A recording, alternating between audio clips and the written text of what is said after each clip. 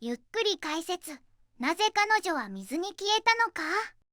謎に包まれた最後と、スクリーンに輝くナタリー・ウッド不滅の名作重戦。ねえマリサ、今日はどんなスターを紹介してくれるの？なんだかいつもと雰囲気が違うみたいだけど。今日はハリウッドの光と影を一身に背負った女優、ナタリー・ウッドだ。彼女が残した永遠の輝きと、悲劇的な最後の謎に迫るんだぜ。ナタリー・ウッド、ウエストサイド物語のマリア役は永遠よね。でも、悲劇的な最後って、確か事故じゃなかったかしら？それが単純な話じゃないんだ。理由なき犯行で時代の象徴となり、世界の頂点に立った彼女が、なぜ43歳で謎の死を遂げたのか。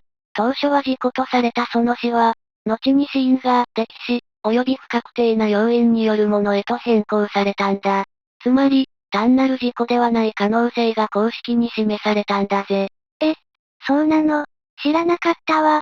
華やかな世界の裏で、そんなミステリーが。ああ、だから今回は彼女の傑作を振り返りながら、その女優人生の光と影に迫っていく。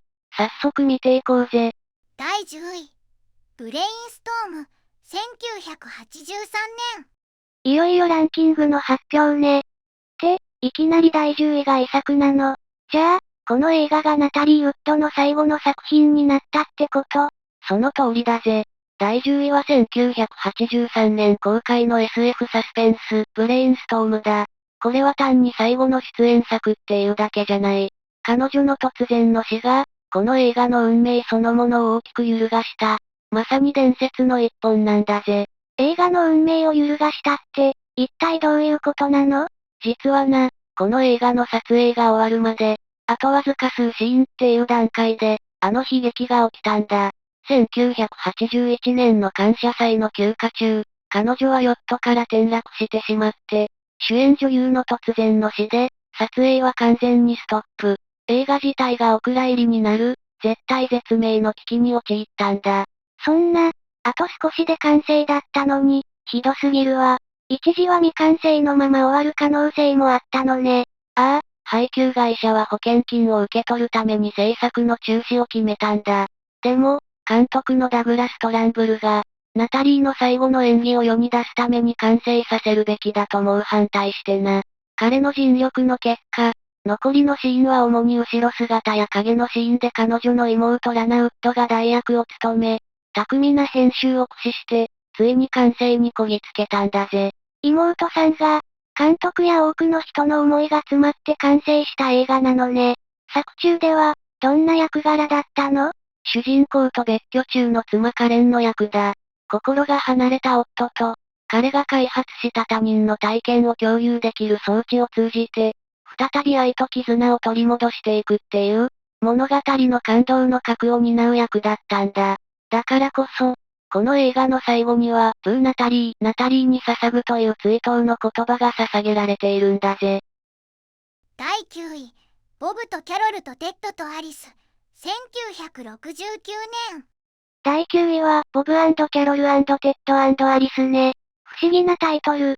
これはどんな映画なのかしら？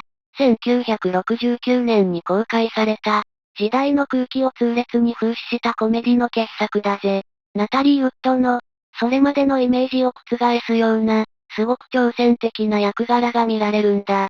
挑戦的な役？コメディなのに？一体どういう内容なの？この映画が描いたのは、当時のアメリカに吹き荒れていた性の革命だ。ヒッピー文化の影響で、古い道徳観から解放されようっていう、まさに時代の転換点を描いた作品なんだぜ。社会派なテーマなのね。ナタリー・ウッドはどんな役だったの？彼女が演じたのは、裕福な夫婦の妻キャロル。夫のボブとあるセラピーに参加したことで、完全な正直さに目覚めてな。お互いの婚外交渉さえも包み隠さず告白し合うような、超開放的なカップルになるんだ。夫婦でお互いの浮気を報告し合うなんて、考えられないわ。周りの人はびっくりしなかった？もちろんだぜ。物語は、この二人がもっと保守的な親友夫婦、テッドとアリスを自分たちのライフスタイルに巻き込んでいく様子をコミカルに描いてるんだ。そして、最後には4人で同じベッドに入るっていう衝撃的なクライマックスが当時大きな話題を呼んだんだ。4人でベッドに、かなりスキャンダラスね。当時の評価はどうだったの？それが大ヒットして、評価からも絶賛されたんだ。アカデミー賞でも助演男優賞、助演女優賞、脚本賞、撮影賞の4部門にノミネートされたほどだぜ。だからこそ、この映画は60年代という時代を鋭く切り取った傑作であり、ナタリー・ウッドの女優としての新たな一面を開花させた重要な一本なんだ。第8位、34丁目の奇跡、1947年。第8位は34丁目の奇跡ね。これはナタリー・ウッドがまだ子役だった頃の映画かしら？その通りだぜ。1947年に公開された、彼女がわずか8歳の時の作品だ。この映画での愛くるしい名演が、ナタリー・ウッドを天才子役として世界に知らしめた、まさにキャリアの原点とも言える一本なんだぜ。8歳で天才子役、すごいわね。どんな役だったの？やっぱりサンタさんにお願い事をするような、純粋な女の子？それが逆なんだな。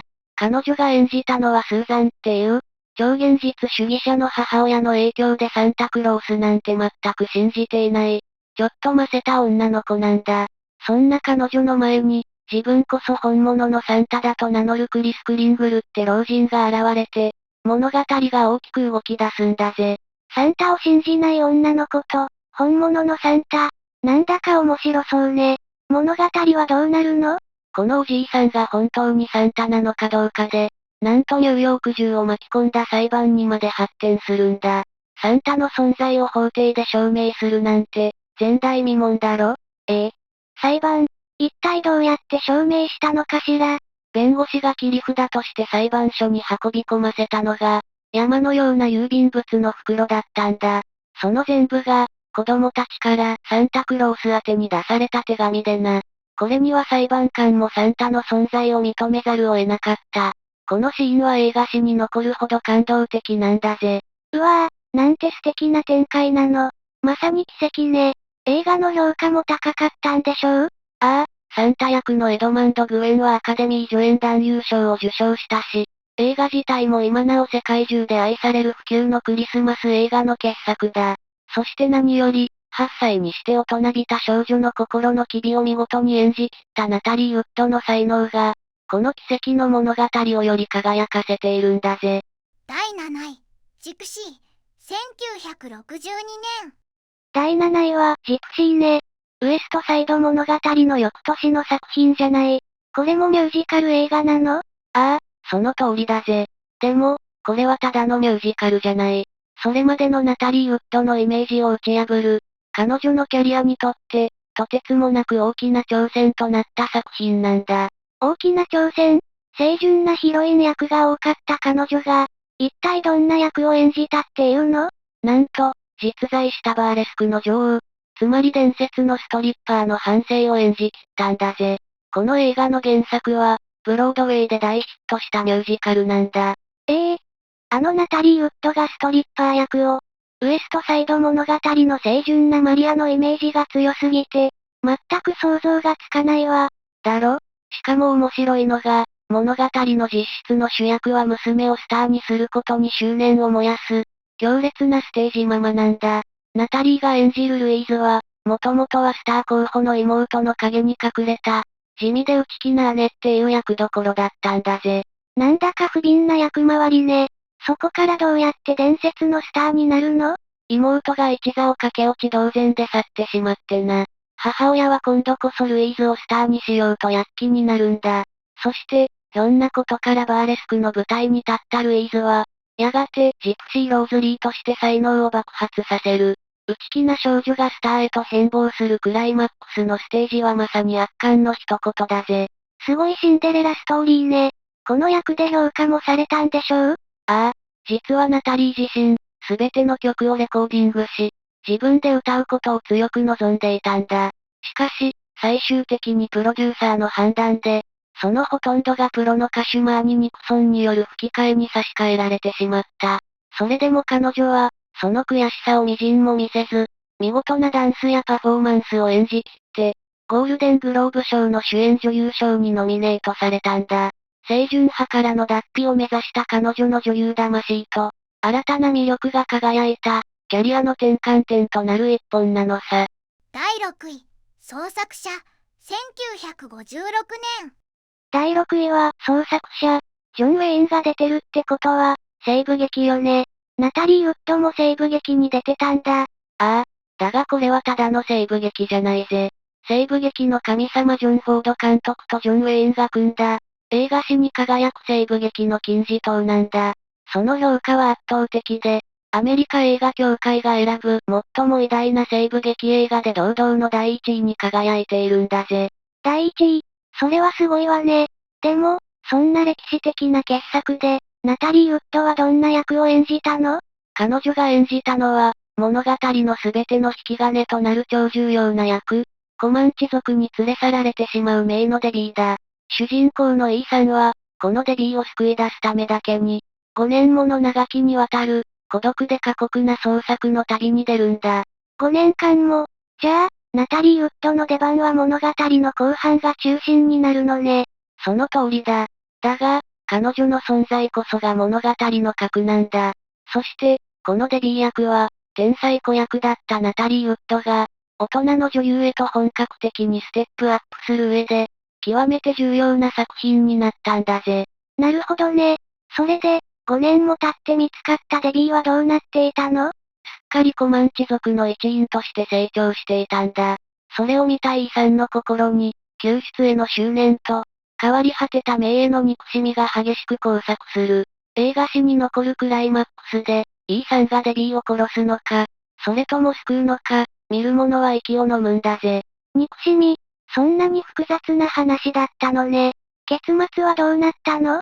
最終的に E さんはデビーを抱きかかえ、帰ろう、デビーと告げるんだ。このシーンは、単なる完全懲悪では終わらない。人間の心の奥深くまで描いたこの映画の全てを象徴している。だからこそ、創作者は、今なお最高の傑作として語り継がれているんだぜ。第5位、雨のニューオリンズ、1966年。第5位は雨のニューオリンズ。ロバート・レッドフォードとの共演作ってだけでも豪華だけど、この映画、なんだかタイトルからして物悲しい雰囲気が漂ってくるわね。ああ、レイムのその直感は正しいぜ。これはただの美男美女の恋愛映画じゃない。人間のどうしようもない欲望とか、息苦しいくらいの閉塞感を描かせたら天下一品の劇作家、テネシー・ウィリアムズの世界が舞台だからな。ナタリー・ウッドの、ガラス細工みたいに繊細で痛々しい魅力が炸裂した傑作だぜ。テネシー・ウィリアムズ。欲望という名の電車の、聞くだけで、もう幸せな結末は訪れないって予感がするわ。彼女はどんな役を演じたの？彼女が演じたのは、大恐慌時代の南部の田舎町で、自分を商品のように扱う母親から逃げ出すことだけを夢見る娘、アルバだ。その姿は、まるでカゴの中で必死にもがく鳥のようだった。そんな彼女の前に、希望の光みたいに現れたのがレッドフォード演じるオーエンだったんだ。一筋の光。でも、その光もきっと消えてしまうのよね。見てるこっちが苦しくなりそうだわ。まさにその通りだぜ。この映画の脚本には、まだ若き日のフランシス・フォード・コッポラが参加してるんだが、容赦がない。アルバの小さな希望は、母親の醜い策略と、どうにもならない現実に、いとも簡単に打ち砕かれていくんだ。ひどすぎるわ。そんな過酷な役を、彼女はどう演じたの？これが圧巻なんだぜ。ゴールデングローブ賞にノミネートされたのも当然だ。特に、すべてを失ってニューオリンズの街角に佇む彼女の姿は、見る者の胸を締め付ける。映画の現代、この物件は取り壊し予定ってのが、まさにアルバの人生そのものなんだ。だからこそ、この映画はただ悲しいだけじゃない。人間の魂の叫びが聞こえてくるような、忘れられない一本として刻まれているんだぜ。第4位、草原の輝き、1961年。第4位は、草原の輝き。なんだか詩みたいで、すごく綺麗なタイトルね。その通り、これはイギリスの詩人ワーズワースの詩の一節から取られているんだ。だがな、その美しいタイトルとは裏腹に、描かれるのは初恋の輝きが砕け散る、あまりにも痛々しく、鮮烈な青春の砂鉄なんだぜ。痛々しい青春。聞くだけで胸が締め付けられそうだわ。これはどんな物語なの？舞台は1920年代のカンザス。ナタリー演じるディーンと、この映画で鮮烈なデビューを飾ったウォーレン・ベイティ演じるバットは、誰もが羨む高校生のカップルだ。だが、二人を純粋な愛とは正反対の、大人の身勝手な価値観が襲いかかるんだ。大人の価値観。具体的にはどんな？ディーンの母親は男は尻軽な女とは結婚しないっていう古い低層観念を娘に植え付け、一方でバットの父親は息子に過剰な期待をかけてがんじがらめにする。そんな抑圧の中で、二人の歯車は少しずつ、でも決定的に狂っていくんだぜ。なんてこと。純粋な気持ちを踏みにじるような話ね。ディーンはどうなってしまうの？バットに裏切られたと思い込んだディーンは、ついに精神のバランスを崩してしまうんだ。ナタリーが見せた、心を病んでバスタブでおえつするシーンは、まさに危機迫るものがあった。彼女の女優人生の頂点とも言える名演で、理由なき犯行の助演女優賞に続き、自身初となるアカデミー主演女優賞にノミネートされたぜ。そんな壮絶な演技を、本当に、ただ綺麗なだけの青春映画じゃないのね。ああ、エデンの東の名将エリア火山が監督し、脚本はアカデミー賞を受賞した。二度とは戻らない青春の輝きと、その喪失の痛みを、これほどまでに残酷に、そして美しく描いた映画は他にない。だからこそ、この作品は今なお語り継がれる不朽の金字塔なんだぜ。第3位、理由なき犯行、1955年。第3位は、理由なき犯行。これって、あのジェームズ・ディーンの代表作よね？その通りだぜ。これぞジェームズ・ディーンを永遠の伝説にした、50年代を代表する青春映画の金字塔だ。そして、ナタリー・ウッドのキャリアを語る上でも絶対に外せない一本なんだ。ジェームズ・ディーンはもちろんだけど、どうしてこの映画がそんなに伝説になっているの？それはな、この映画が初めて、家庭に居場所を見つけられない若者たちの孤独や苛立ちを、スクリーンに真正面から叩きつけたからだぜ。なるほどね。ナタリー・ウッドはどんな役だったの？彼女が演じたのは不良グループとつるむ少女ジュディだ。満たされない思いを抱えた、危うく繊細なヒロインを演じきって、この作品でアカデミー助演女優賞にノミネートされたんだぜ。アカデミー賞に、この映画って、赤いジャケットとか崖のシーンがすごく有名よね。ああ、ディーンが着ていた赤いジャケットは若者の反抗の象徴になった。そして伝説なのが、崖に向かって車を走らせ、より長く車内に止まった方が勝ちの度胸試し、チキンランだ。あれは映画史に残る名場面だぜ。この映画って、なんだか悲しい噂も聞くわよね。ああ、主演の3人、ジェームズ・ディーン、ナタリー・ウッド、サル・ミネオは、全員が若くして非業の死を遂げたんだ。ディーンはこの映画の公開直前に自動車事故で、サル・ミネオは強盗に刺し殺され、そしてナタリーはご存知の通り謎の溺死を遂げた。だから、呪われた映画とも呼ばれるんだ。その輝きと悲劇の両方が、この映画を特別な存在にしているんだぜ。第2位、マンハッタン物語、1963年。第2位は、マンハッタン物語。これって、あのスティーブ・マックイーンと共演したっていう？ああ、そうだぜ。キング・オブ・クールスティーブ・マックイーンと、東大きっての大女優ナタリー・ウッド。この二人がスクリーンで顔を合わせた、唯一の作品だ。まさに伝説の一本だな。たった一度だけの共演だったのね。夢の顔合わせじゃない。これはどんな物語なの？やっぱり甘いラブストーリー？甘いだけじゃないのが、この映画のすごいところだぜ。何せ物語の始まりが、ナタリー演じるアンジーが、一夜を共にしただけのマックイーン演じるロッキーにあなたの子を妊娠したから、中絶の医者を探すのを手伝ってと告げるところからなんだ。いきなりヘビーすぎる展開。1963年の映画でそんなテーマを扱ったのね。ああ、監督はアラバマ物語の名将ロバート・マリガンだ。シリアスなテーマを扱いながら、これを軽妙遮奪なラブストーリーに仕上げたんだから、その手腕は本物だぜ。アンジーはただ結婚に逃げるんじゃなく、必死に自分の足で立とうとする。そんな自立した女性を演じたナタリーの演技は絶賛されて、見事アカデミー主演女優賞にノミネートされたんだ。アカデミー賞？やっぱり彼女の演技はすごいのね。じゃあ、最初はギクシャクしていた二人が、だんだん惹かれ合っていくの？その通りだ。そして、すべてを乗り越えた先にあるラストシーンが、映画史に残るほどチャーミングなんだ。言葉ではなく、マックイーンが仕草だけでアンジーにプロポーズするんだが、これがたまらない。二人のスターが放つ、最高の輝きが焼き付けられた、奇跡のような名作なんだぜ。第1位、ウエストサイドストーリー、1961年。そして、栄えある第1位は、やっぱりこの作品よね。ウエストサイドストーリー。映画をあまり知らない私でも知ってる、伝説のミュージカルよ。ああ、これを置いて他にないぜ。ナタリー・ウッドのランキング、その輝かしい第1位は、映画史に永遠に刻まれた不朽の金字塔、1961年公開のウエストサイドストーリーだ。この映画がどれだけすごいかっていうのは、なんとなく知ってるけど、マリサの口から改めて聞かせてもらえるかしら？もちろんだぜ。まず、この映画はその年のアカデミー賞で、作品賞、監督賞をはじめ、なんと10部門を独占したんだ。シェイクスピアのロミオとジュリエットを、現代のニューヨークに蘇らせたその物語と革新的な映像は、まさに事件だったんだぜ。10部門、ほとんど総なめじゃない。ナタリー・ウッドが演じたマリアは、本当に可憐で、悲劇的なヒロインだったわよね。ああ、敵対するグループの元リーダーと許されない恋に落ちる少女マリア。